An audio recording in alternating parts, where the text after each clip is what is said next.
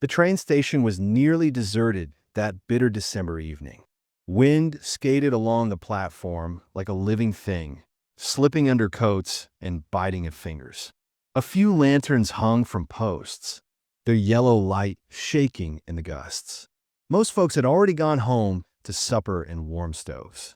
Only the kind of people who couldn't help it were still out: railmen, drifters, and one tired rancher waiting on a delayed shipment. Caleb Thorne stood near the freight door with his collar turned up and his gloved hands tucked under his arms. At 37, his face had the worn calm of a man who'd spent more years looking at sky than walls. His beard was trimmed close, his hat pulled low, and his eyes stayed steady even when the wind made his lashes sting. The station master had told him the supply crate was on the evening train, and Caleb had driven in from the mountains to fetch it before the weather got worse. He didn't talk much, and the station master didn't mind. Quiet men made fewer problems. The train finally groaned into view, black smoke rolling behind it like a storm cloud that refused to leave. Iron wheels screamed, brakes hissed, and the last few passengers stepped down, shoulders hunched, boots crunching in packed snow. A couple reunited with quick hugs. A mother pulled a child close. A man with a carpet bag gave a nod and hurried off into the dark. The station felt even emptier once the people moved away, like the train had brought warmth for a moment and taken it right back. Then she appeared.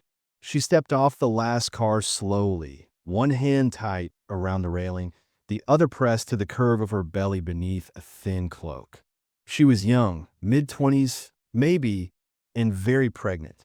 Her cheeks were pale, her lips faintly blue from cold, and fine frost clung to the loose strands of hair that had escaped her pinned-up style. She wore clothes that didn't belong to a poor traveler: a Goodwill dress, boots that had once been polished, and a small reticule hanging from her wrist.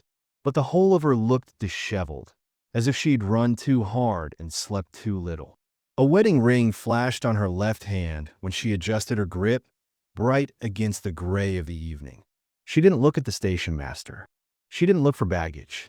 She looked for people. Her eyes moved fast, searching faces as families met one another, as men lifted trunks and women tucked scarves tighter. She watched each embrace like it was a door she couldn't open. The moment the last passenger disappeared down the road, she stood alone on the platform with the wind tugging at her cloak, and something in her expression tightened. Not anger, not pride, pure fear, the kind that makes the world feel too wide and too empty at the same time. Caleb noticed her because he noticed anything out of place. A lone woman in that condition, in that weather, with no bag and no escort, was as out of place as a rose in snow. He watched from the corner of his eye while he signed a freight receipt. The station master muttered something about city folk and went to lock up for the night, already eager to be done. The woman took one step, then another, as if she'd been holding herself upright on stubbornness alone. She looked toward the road where the others had gone. No one turned back for her. She hugged her arms around herself and breathed in, and Caleb could see her decision happen in the set of her shoulders. It wasn't boldness. It was the last option. She walked toward him. Up close, her hand shook, and not just from cold. There was a tightness around her mouth that said she'd been biting down panic for hours. She stopped a few feet away, close enough for Caleb to see how hard she was trying to keep her voice steady. Her eyes lifted to his, and for a second, she looked like she might turn and run anyway. "Sir," she said, and her breath came out white in the air. "Please, I know this is strange." Caleb didn't answer right away.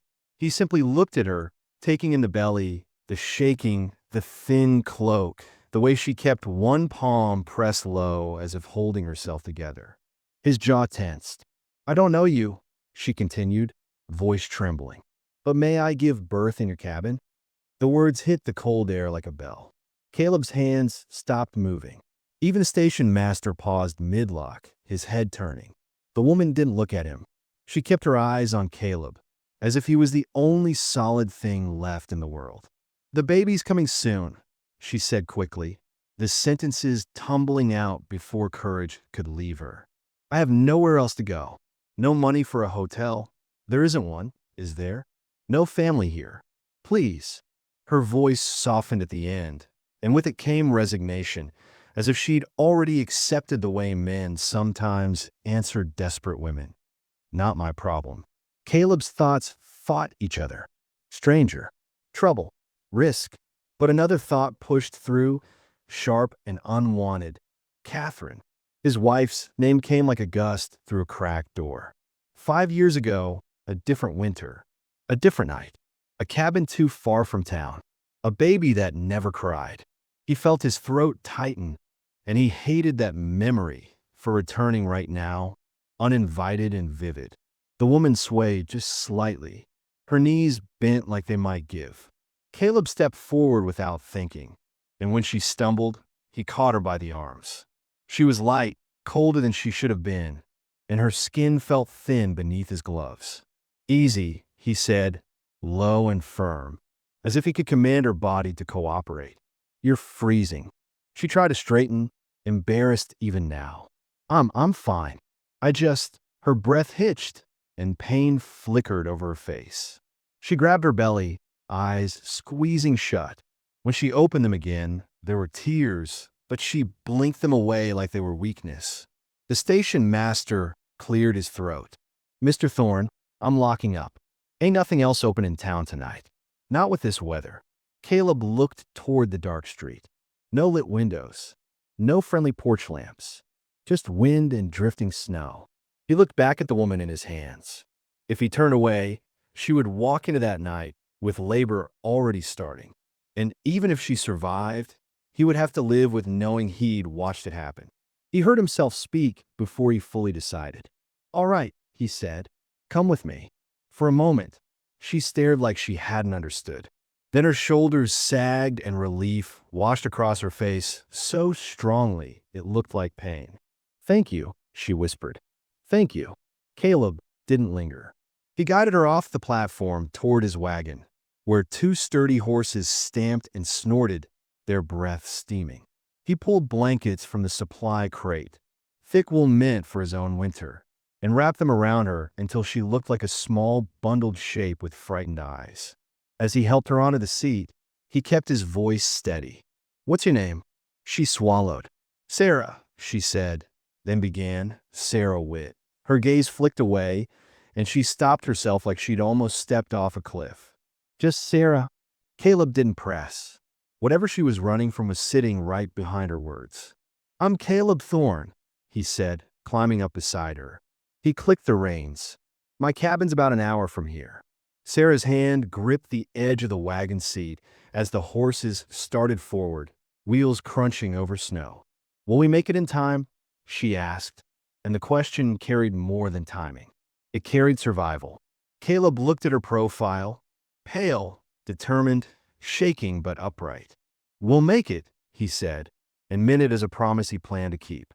The road out of town climbed fast, winding into the dark bones of the mountains. Snow dusted the pine branches, and the wind howled through gaps like a warning.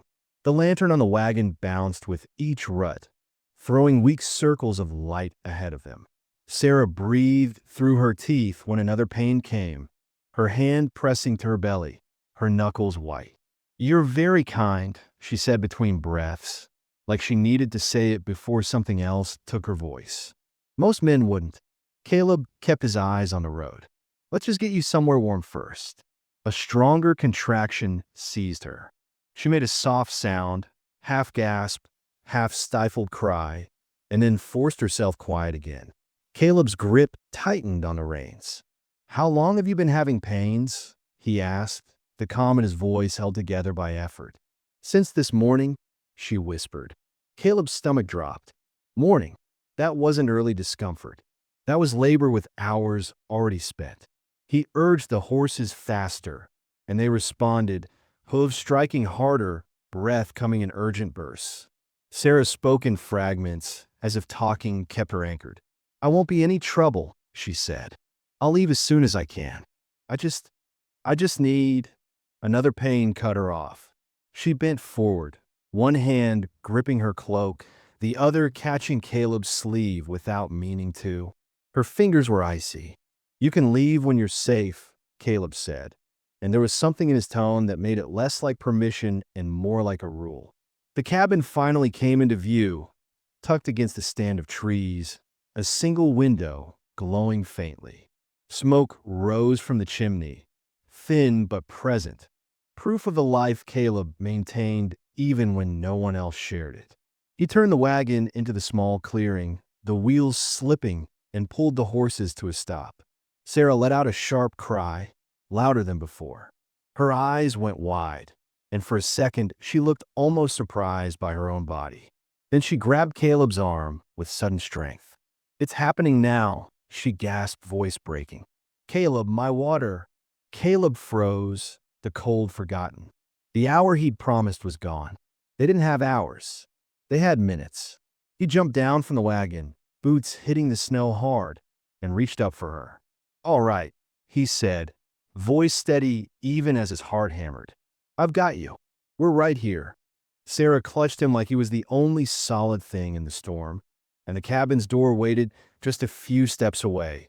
Warmth on the other side, and the hardest night of both their lives about to begin. Minutes ago, Sarah begged Caleb Thorne for shelter, and now the promise he made on that wagon seat became urgent work as he carried her through the cabin door and shut the night out with a hard push of his shoulder. The heat inside was thin at first, only a low fire in the hearth, but he stirred it to life fast, feeding split pine until flames rose and the room filled with that dry, steady warmth that makes a person believe they might survive after all. Then he set Sarah down near the hearth on quilts and blankets, speaking to her in a calm voice he did not entirely feel, telling her to breathe slow and deep while he moved with purpose.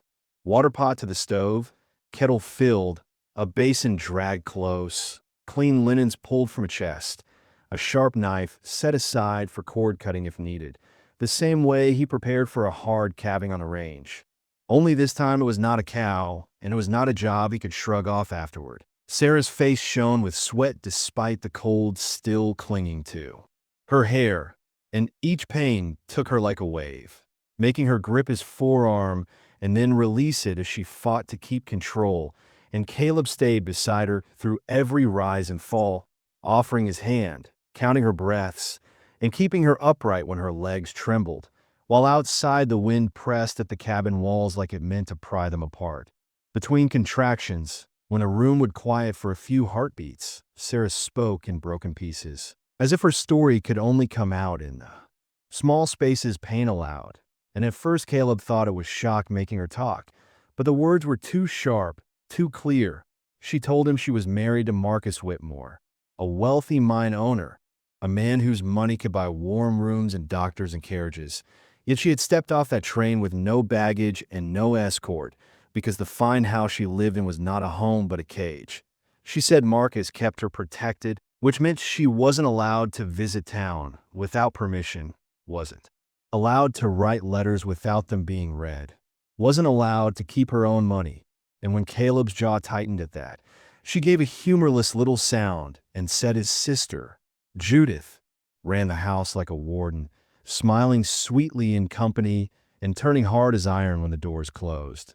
Sarah swallowed, braced for another contraction, and when it passed, she whispered that she'd overheard them in a back hall during a dinner party. Her husband's voice low and certain as he spoke about the baby as if it were an asset to be claimed, not a child, and Judith agreeing that Sarah had grown unreliable, that the strain of pregnancy had made her unstable, and that once the baby came, they could send her to a sanitarium for her own good, raising the child as their own, while Sarah was kept out of sight until the world forgot she existed.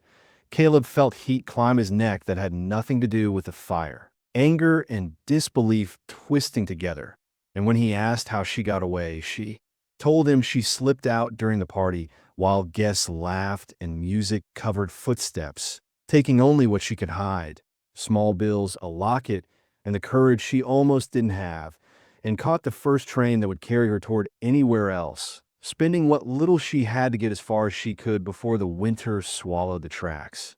She admitted she didn't even know where she was headed when she stepped off into that station. only that she couldn't have her child in a house where people were already planning her disappearance.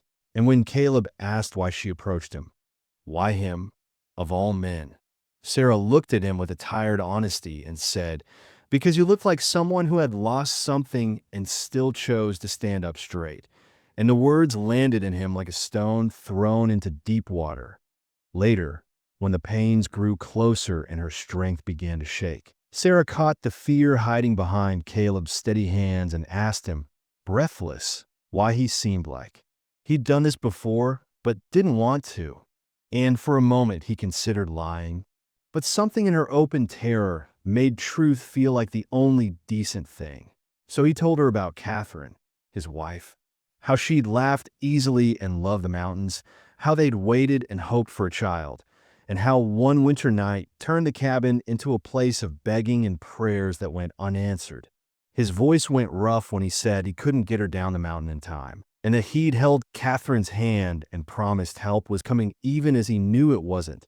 And afterward he lived alone because loneliness hurt less than the chance of that pain returning. And Sarah, pale and sweating, managed a fierce, crooked smile and whispered, "I won't die." Then, as another contraction seized her, added through clenched teeth, "I'm too angry to die." And Caleb let out a short, startled laugh that sounded almost like relief, because anger meant fight and fight meant breath. The night stretched long, marked by the crackle of firewood, the hiss of the kettle, the rasp of Sarah's breathing, and Caleb's murmured instructions as he guided her through each wave, until the black outside the window began to thin and the world shifted into that gray blue before dawn. Then the real work came, hard and relentless, and Caleb's chest tightened with old memory even as his hands stayed sure, doing what he could, speaking to Sarah with quiet insistence, telling her she was strong, telling her to hold on, telling her the baby was almost here. And when Sarah's strength faltered, he pressed cool cloth to her brow and said, "Look at me." And when she did, her eyes fierce despite fear, he said, "You're not alone." And she believed him because she had to. At last, with the first pale lights spilling across the floorboards, the baby arrived, and for one horrible heartbeat, there was only silence.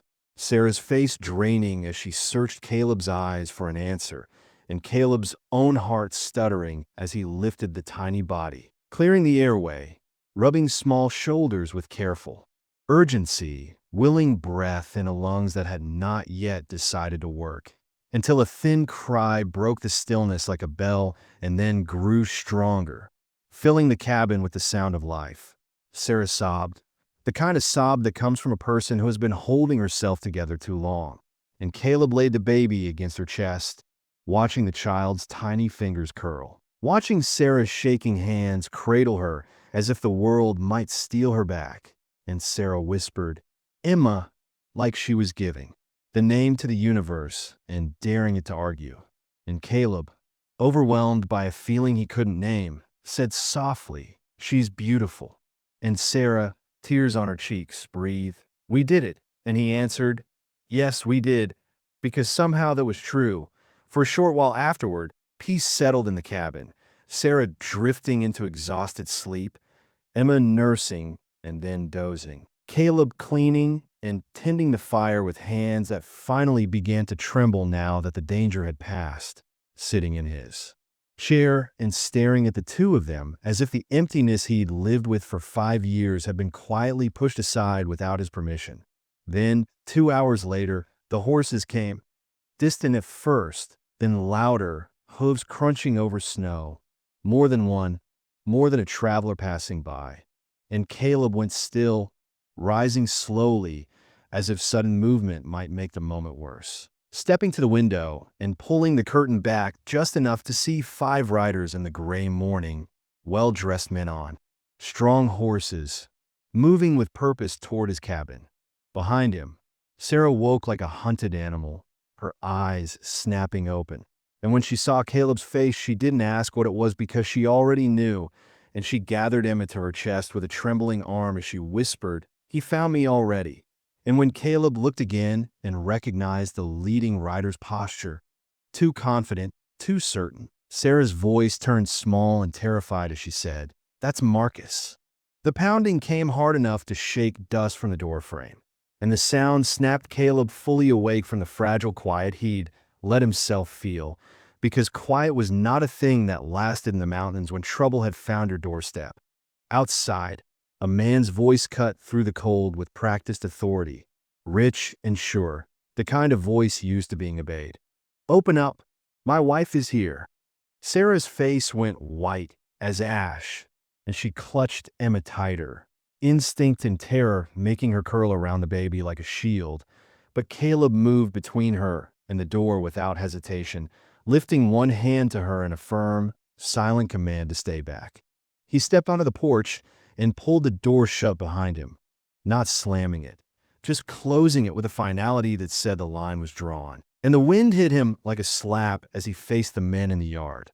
Marcus Whitmore sat tall in the saddle at the front, 45 or so, clean-shaven, cheeks pink from cold but not humbled by it, dressed in a dark wool coat that fit too well for frontier work, gloves fine enough that they hadn't seen real labor, and his eyes were sharp, assessing, already deciding what Caleb was worth.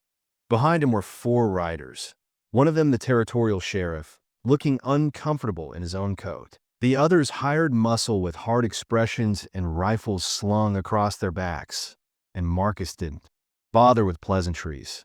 He leaned forward slightly and spoke like a man naming property. "Don't play games, Thorne.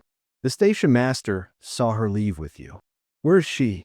Caleb kept his stance easy, feet planted, shoulders squared, and answered in the same calm he used with a spook horse, because anger would only feed Marcus's certainty. "If you're talking about Sarah," he said, "she's resting. She just gave birth."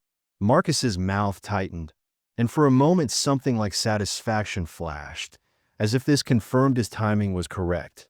"Exactly," he said, voice smooth again. "My wife. My child. You have no right to keep them." Caleb studied him and understood, quickly and clearly, why Sarah's fear had tasted like truth.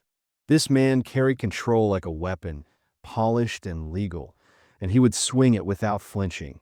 The sheriff cleared his throat and tried to sound official, though his eyes kept flicking between Marcus and Caleb as if measuring danger. "Now, Mr. Thorne, Mrs. Whitmore does need to come with her husband." Caleb's gaze stayed on the sheriff. "Does she want to go with him?"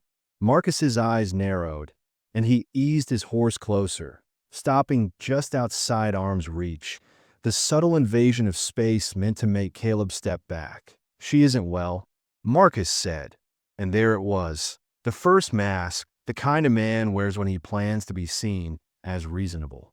"This pregnancy has affected her mind." Caleb's voice did not change. "She seems perfectly sane to me." Marcus gave a soft laugh that held no humor. "She ran away in the dead of winter while nearly due. That is not rational behavior." Inside the cabin, Emma let out a thin cry, and the sound slipped through the cracks of the door, small but clear, and Marcus's head turned toward it like a hound catching scent. His jaw flexed. "That's my child," he said, louder now, for the sheriff's benefit. "I have every legal right." Caleb felt something rise in him, not just anger, but the stubborn certainty that some things mattered more than what men wrote on paper. "You have the right to speak with your wife," he said, "not to drag her anywhere by force." The sheriff shifted in his saddle, torn, and Marcus leaned into that weakness immediately, his voice warming as if he cared. "Sarah," he called toward the cabin, "please come out. Let's talk reasonably. I know you're frightened. Childbirth is difficult. You're not thinking clearly. Come home. We'll get you proper care. The baby needs her mother well." Caleb could almost admire the performance if it wasn't so cruel. Sarah didn't move, but her sob caught in her throat inside, and Caleb answered for her, keeping his body between Marcus and the door. "She doesn't want to see you." Marcus's eyes flashed, the kind eyes gone. "This is kidnapping, Thorne. I'll have you arrested." The sheriff flinched. "Now, Mr. Whitmore, that's not quite sheriff." Marcus snapped, cutting him off like a whip. "Do your job or I'll have it done." The hired men shifted in their saddles as if waiting for permission, and Caleb's heart beat once, heavy, as he pictured Sarah's terrified face and Emma's tiny body pressed to her chest. He held Marcus's stare and said, "Arrest me then, but you're not taking her by force." For a moment, the yard was still except for the horses stamping in the snow, and Marcus weighed the situation with a cold calculation, realizing he could push and spill trouble in public, or retreat and return with the kind of authority that wore a judge's seal. He gave a thin smile that promised nothing good. "This isn't over," he said. "I'll return with proper legal authority.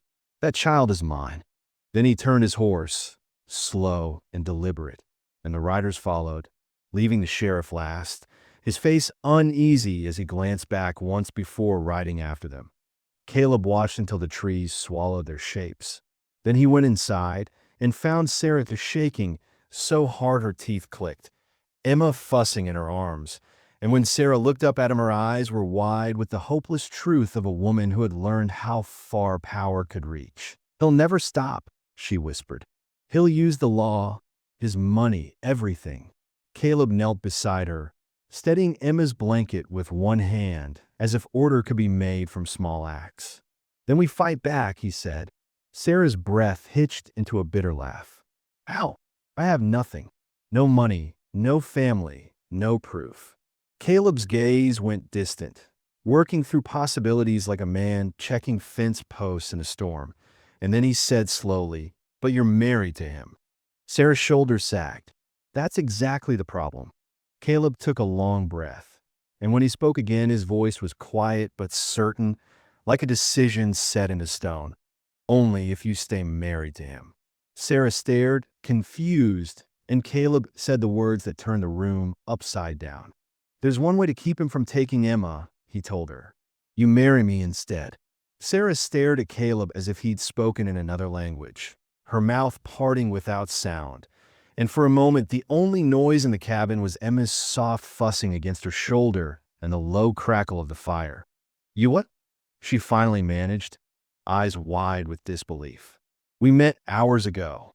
Caleb didn't flinch from the shock in her voice, and he didn't try to dress the idea up pretty either, because pretty wasn't what kept people alive on a frontier winter night.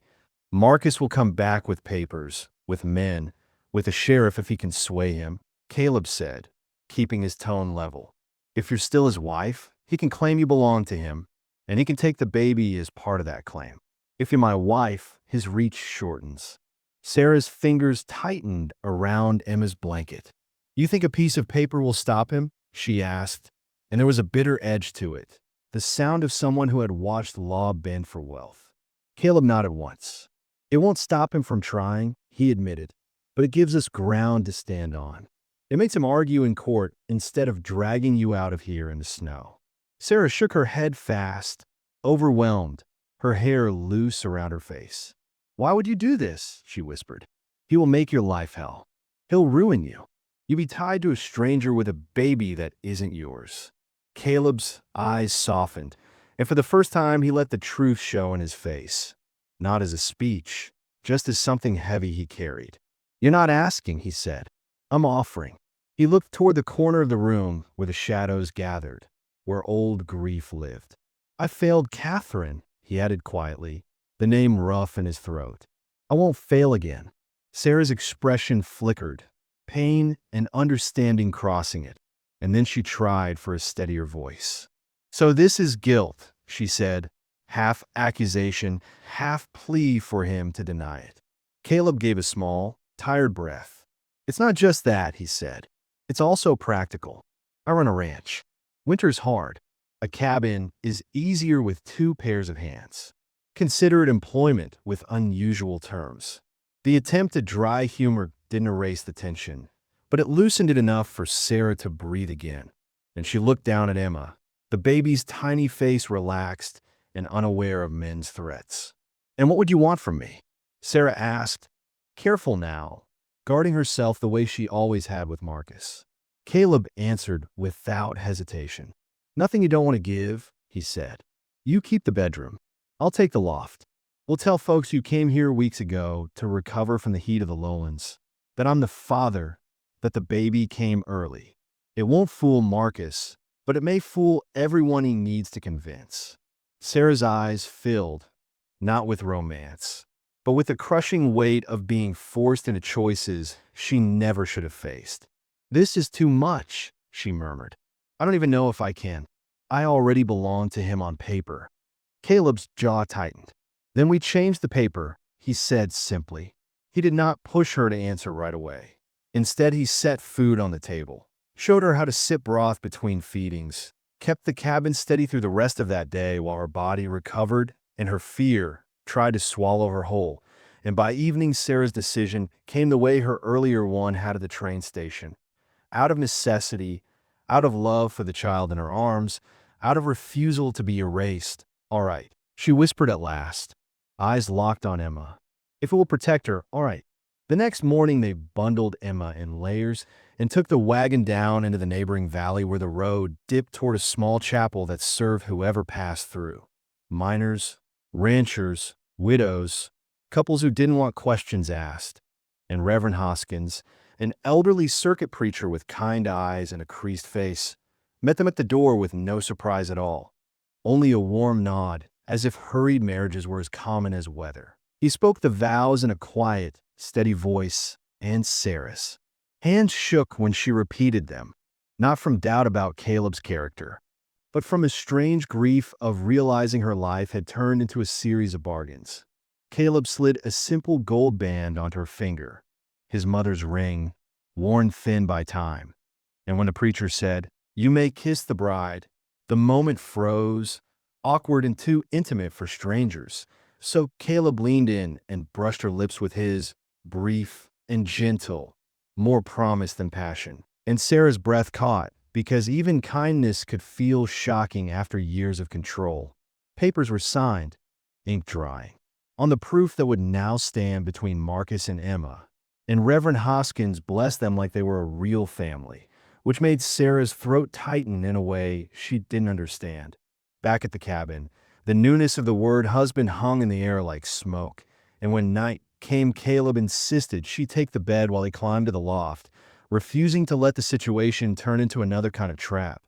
Days followed, then weeks, and the arrangement settled into routine, Sarah learning the rhythm of fire and water and simple meals, mending a torn shirt without being asked, recovering her strength as Emma grew rounder and louder, while Caleb built a cradle from leftover boards and spoke to the baby as if she belonged there, because in his heart she already did. Sometimes their hands brushed passing a bowl. Sometimes they stood too close in the narrow space and both stepped back too quickly. But other times silence between them felt safe, like a shared blanket. One evening Emma cried until Sarah's eyes stung with exhaustion, and Caleb took the baby without a word, walking slow across the cabin, humming an old lullaby so softly it barely rose above the fire. And Sarah watched him with a quiet ache, realizing this man's steadiness wasn't an act at all. Later she said, "You're good with her," and Caleb answered, "Surprising, isn't it?" And Sarah shook her head, voice gentler than she expected. "No," she said, "not at all." The warmth of that moment was still in the room 3 weeks after the wedding when hoofbeats returned. Not Marcus this time, but the territorial sheriff alone, face grim, holding official papers out like they weighed 100 pounds. Caleb took them, read the first lines, and felt his stomach drop as the words spelled out exactly what Sarah had feared. Marcus Whitmore was challenging the marriage as fraud, claiming kidnapping and coercion, demanding custody, and a court date had been set. Sarah's face drained of color as she stared at the paper, and the cabin that had finally begun to feel like shelter suddenly felt small again, like the storm had found a new way inside. The paper in Caleb's hand felt colder than the snow outside, and when Sarah read the sheriff's notice, her knees nearly gave, not from weakness in her body anymore, but from the old, familiar truth that Marcus could turn even law into a leash. The sheriff shifted awkwardly, clearing his throat as if apology might help, and muttered that the hearing would be in town within days, then rode off quickly, leaving the cabin to swallow the silence he'd brought. Caleb didn't waste time. by the next. Morning, he hitched the team and took Sarah and Emma down to town to meet Mr. Walsh, the territorial defender, a plain man with tired eyes and honest hands who read the petition twice and then spoke in the careful tone of someone who had seen the powerful win too often. Walsh explained that Marcus would argue the timeline, Sarah arriving and marrying within days, claim coercion, paint Sarah as unstable, and imply Caleb was an opportunist who took advantage of a frightened woman, and Walsh didn't. Hide the hardest part. Marcus's money could buy influence, friendly witnesses, and polished lies. Sarah's voice shook when she said, "We barely know each other. Anyone can see it isn't real." And Walsh answered bluntly, "Then you need to make it look real. Act like newlyweds. Let the town see you as husband and wife before the judge ever does." The advice landed like a stone because it asked them to turn private survival into public performance. And on the ride home, Caleb stared at the road while Sarah stared at Emma's sleeping face, each of them trying to figure out what pretending might do to something that already felt too complicated to name. That evening, after Emma finally settled, Caleb spoke first, awkward as a man stepping on a thin ice. "We should be more familiar. In public," he said, eyes fixed on the fire instead of Sarah. Sarah's cheeks warmed despite herself. "Familiar how?" she asked. Caleb cleared his throat. "Hold hands. Stand closer. Let people see, you know." Sarah's gaze lifted. "That we care for each other," she said softly, and Caleb nodded once, still not meeting her eyes. "Yes, that." They practiced in the cabin first, because practicing anywhere else felt impossible. Caleb offered his hand like it was a tool he didn't know how to use, and Sarah placed hers in it carefully, her fingers cool and hesitant at first, then warmer as his grip steadied, and the strange thing was how natural it began to feel after a moment. Not like a lie exactly, more like a door left half open. 2 days later, they went into town for supplies. Winter cloth for Emma, flour, lamp oil, a few bolts of wool. And the moment they stepped into the general store, Sarah felt eyes on her from every corner, some curious, some suspicious, some sharp with gossip. Caleb didn't wait for her to retreat into herself. He took her hand in front of everyone and said, clear and calm, "My wife, Sarah Thorne." And the words made Sarah's chest tighten, because hearing her new name spoken aloud made the arrangement feel suddenly solid. Mrs. Henderson, the proprietor's wife, came forward with an easy smile and a softness that didn't ask hard questions, cooing over Emma and pressing a small knitted cap into Sarah's palm for the baby's ears. And a few other women drifted near with quiet advice about colic and swaddling, and for a brief moment Sarah felt something she hadn't felt in a long time. "Welcome." Then she saw Mrs. Brennan, a woman with a pinched mouth and expensive shawl, watching from the counter with open disdain. And when Sarah offered a polite nod, Mrs. Brennan turned away as if Sarah were. Dirt tracked in from the street, making sure others noticed. Caleb noticed too, and without a word he stepped closer to Sarah, his shoulder nearly touching hers, his hand still holding hers as if to say to the room, and to Marcus by extension, that Sarah wasn't alone anymore. On the walk back to the wagon, Sarah said quietly, "You didn't have to do that." And Caleb answered, "Do what?" Though he knew. And when she said, "Defend me, hold my hand," he replied, "We're supposed to look married." But he didn't let go, and Sarah's next question came out before she could stop it. "Is that the only reason?"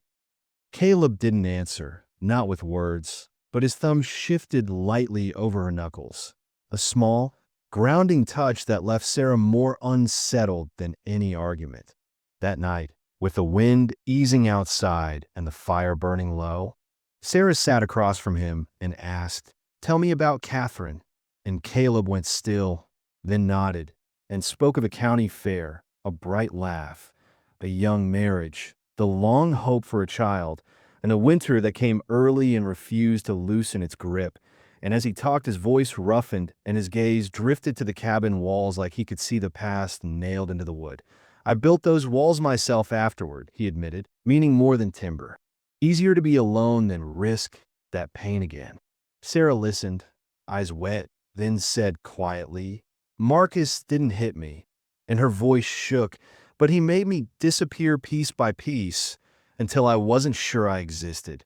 And Caleb leaned forward as if the distance between them was suddenly too much. "You exist," he said firmly. "Emma's proof of that." Sarah's breath caught.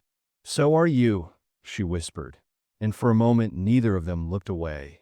Caleb lifted his hand, slow, like he was asking permission without speaking, and tucked a loose strand of hair behind her ear, his fingers brushing her cheek, and Sarah's lips parted on a breath she didn't mean to take, the space between them narrowing like the world had decided for them, until Emma let out a sudden cry from her cradle and the spell broke. Both of them jolting back in a movement, flustered and quiet, but something had shifted all the same.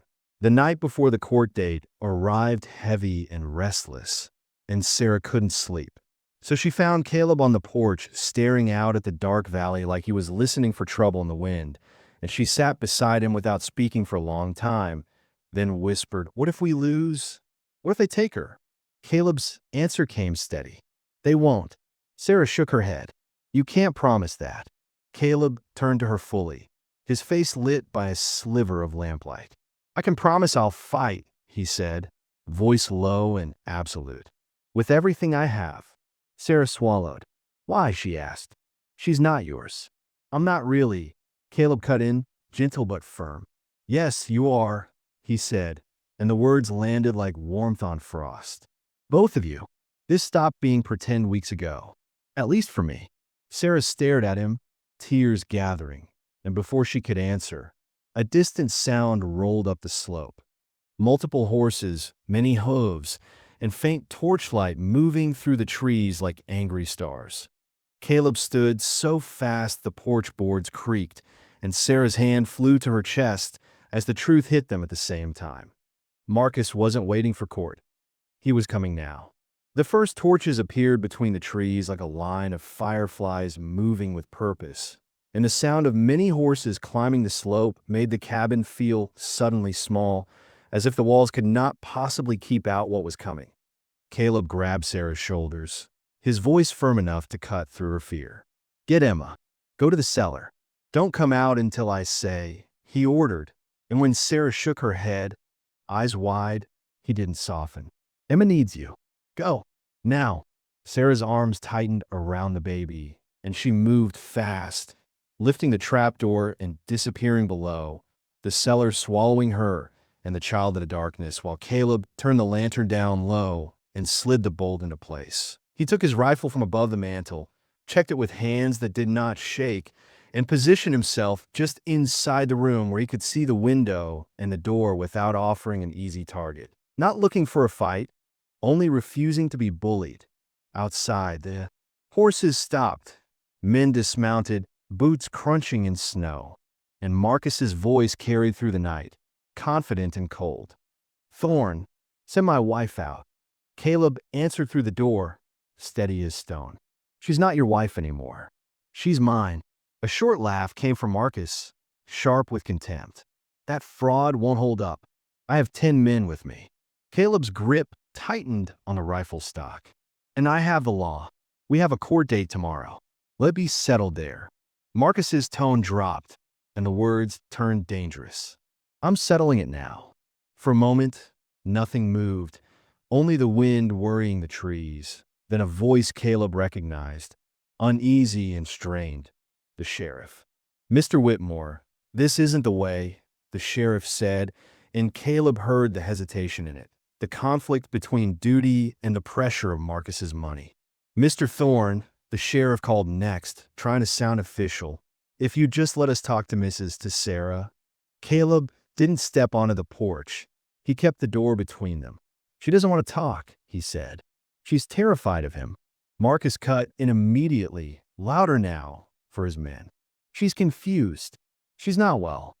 The sheriff's reply came with reluctant clarity, as if he hated admitting it. "Actually, sir, legally she's Mr. Thorne's wife now. The certificate is filed." Marcus's temper snapped through the calm like a whip. "Obtained under false pretenses." From below the floorboards, Sarah pressed a hand over her mouth to keep a sound from escaping. Emma's squirming against her, and Marcus changed tactics, calling out with false tenderness meant to sound like care. "Sarah," he said, "think of the baby. She needs proper doctors, not this frontier hovel. Come out, and I'll take you home." Caleb's voice turned hard. "She has everything she needs," he said, "including safety, something you never gave her." The standoff stretched, men shifting outside, torches bobbing, and then hoofbeats approach again, different, urgent, and official, and a territorial marshal rode into the torchlight, reins tight, posture commanding. His voice carried authority that didn't bend for wealth. "Everyone stand down," the marshal said. "This will be handled in court. Anyone tries to force entry tonight will answer to me." Marcus's silence was thick, full of calculation, and Caleb could almost see him weighing which fight would damage his image more. At last, Marcus spat a promise instead of an order. "Tomorrow, Thorn," he said, voice low and vicious. "Tomorrow the truth comes out." Caleb answered without flinching. "I'm counting on it." The men backed away, grumbling, torches retreating into the trees, and the marshal remained, standing watch like a final barrier between the cabin and Marcus's will. Only when the night quieted again did Caleb lift the trapdoor and call softly, "Sarah," and she climbed out trembling, hair loose, Emma fussing from the strain, and when Sarah saw Caleb still standing, still there, the fear in her face cracked into exhausted tears. "He won't stop," she whispered. Caleb set the rifle aside like he was choosing peace with his own hands, then turned to her fully. "Then we keep fighting," he said. Sarah's voice broke. "Why? You could walk away. Save yourself." Caleb's answer came simple and absolute. "Not possible." She stared at him, searching his face like it held a map out of her nightmare. "Why not?" she asked, and Caleb stepped closer, careful, as if sudden movement might scare her away. "Because I love you," he said, and the quiet that followed was deeper than the night outside. Sarah's eyes filled, and she shook her head like she couldn't afford to believe it. "You don't have to say that," she whispered. Caleb didn't look away. "I'm not saying it because I have to," he said. "I'm saying it because it's true. Somewhere between that train station and now, you became everything." Sarah's breath hitched, her hand tightening around Emma's blanket, and then she whispered, trembling but clear, "I love you too. I didn't want to. I tried not to, but I do." And when Caleb leaned in, their kiss was not a performance for a judge or a town. It was a promise made in the only way either of them knew how, while Emma stirred between them, a small warm weight that made them a family whether the world approved or not. Morning came too fast, gray light creeping through the window, and with it the knowledge that the courthouse waited and that Marcus would be there, ready with polished lies and papers meant to tear their new life apart. The territorial courthouse smelled of wet wool and cold dust, and it filled early, townspeople packing the benches with the same hunger they brought to any public trouble, whispering behind gloved hands as Caleb guided Sarah through the aisle with Emma bundled close. Marcus sat at the front with his lawyer, Mr. Brennan, both men dressed as if they were walking into a bank instead of frontier court, and Marcus's stare followed Sarah like a chain. Judge Morrison presided from the bench, stern, faced and composed, a rare sight in that era and therefore impossible to ignore. And when her gavel struck, the room quieted fast. Brennan rose first, smooth and sharp, laying out Marcus's story like it was already proven. "Sarah fled in a confused state," he said, "and married Caleb within days in an obvious attempt to block her husband's lawful rights." And he presented papers and doctor's notes, claiming Sarah suffered instability from the strain of pregnancy, implying she could not be trusted. With her own choices, he suggested Caleb had taken advantage of a vulnerable woman, questioned the baby's paternity in a way that made Sarah's cheeks burn, and painted Marcus as the only man capable of providing proper care. And Marcus took the stand to perform the role of patient, wounded husband, speaking softly about love and concern, saying he only wanted his wife and child safe. while murmurs rippled through the room from those who were impressed by money and confidence. Then Mr. Walsh stood, plain as work boots and twice as steady, and called Sarah forward. And Sarah rose with Emma in her arms, her legs still not fully strong, but her voice stronger than it had ever been in Marcus's house. She told the court how Marcus isolated her, controlled her movements, and took her inheritance for management, until she had to ask permission for things that should have been her own. And she described overhearing Marcus and Judith planning to declare her unstable and send her away once. The baby arrived, erasing her like she was an inconvenience, and Sarah's eyes shone when she said, "I got on that train not knowing where I'd end up. Only knowing anywhere was better than there." She told the truth of the station, of seeing Caleb's face in the cold and asking a stranger for shelter because there was no one else.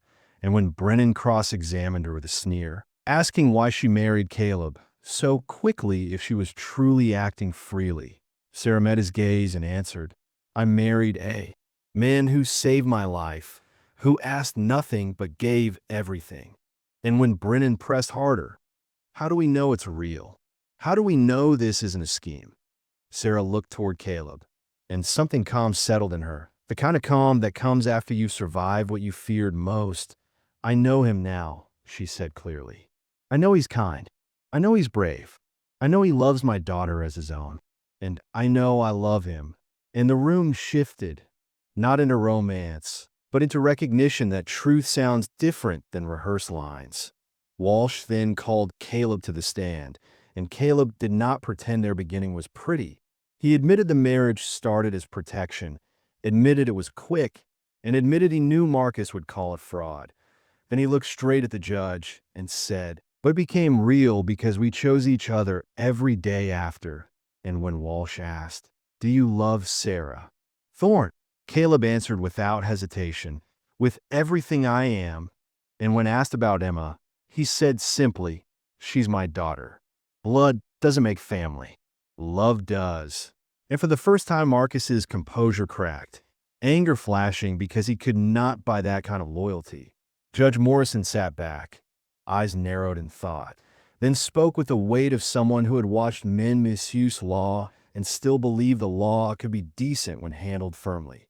She said she had seen marriages born of love and marriages born of necessity, and the best, she noted, became both. And then she ruled that there was no evidence of fraud or coercion strong enough to overturn a filed marriage, that Marcus's petition was denied, and that Caleb Thorne would be recognized as Emma's legal father, and the gavel strike sounded like a door locking behind them. Marcus rose so abruptly his chair scraped, his face tight with humiliation, and he left without looking back, while Sarah's knees threatened to buckle from relief, and Caleb steadied her with one hand, as if it was the most natural thing in the world.